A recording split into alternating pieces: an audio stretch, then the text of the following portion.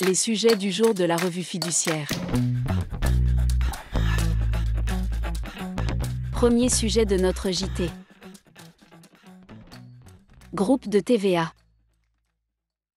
Depuis le 1er janvier 2023, les assujettis à la TVA peuvent, à certaines conditions, constituer un groupe de TVA afin de neutraliser les flux entre les membres du groupe. Dans une récente instruction, Bercy met à jour sa doctrine concernant la date à laquelle le représentant du groupe doit communiquer chaque année à l'administration la liste des membres. Celle-ci doit dorénavant être transmise par voie électronique au plus tard le 10 janvier.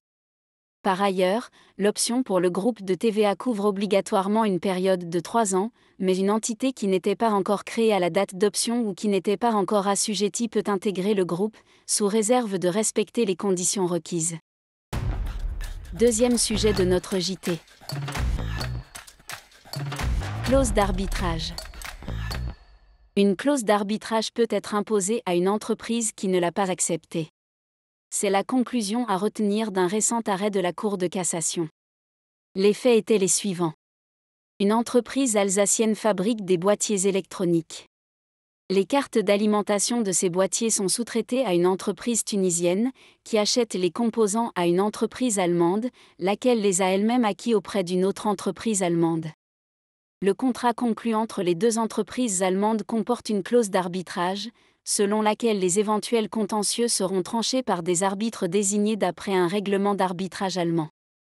Les boîtiers ne fonctionnant pas, l'entreprise française assigne l'entreprise tunisienne, laquelle appelle en garantie les deux entreprises allemandes. Le tribunal judiciaire puis la cour d'appel se déclarent incompétents, rappelant que, face à une clause d'arbitrage, les juridictions d'État ne sont pas compétentes, sauf si le tribunal arbitral n'est pas encore saisi et si la convention d'arbitrage est manifestement inapplicable.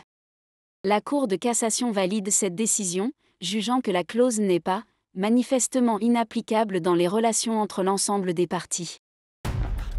Troisième sujet de notre JT. Guide sur l'endométriose au travail.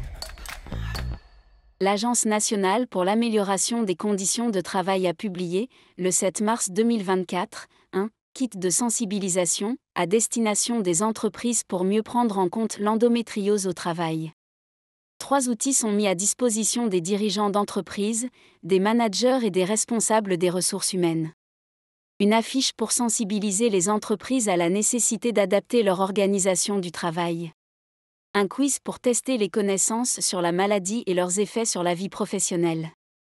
Et un guide pour repérer des leviers d'action en matière de management et de pratiques RH notamment, exemple, organisation du travail assouplie, système de remplacement au pied levé de la salariée, aménagement des horaires et du temps de travail.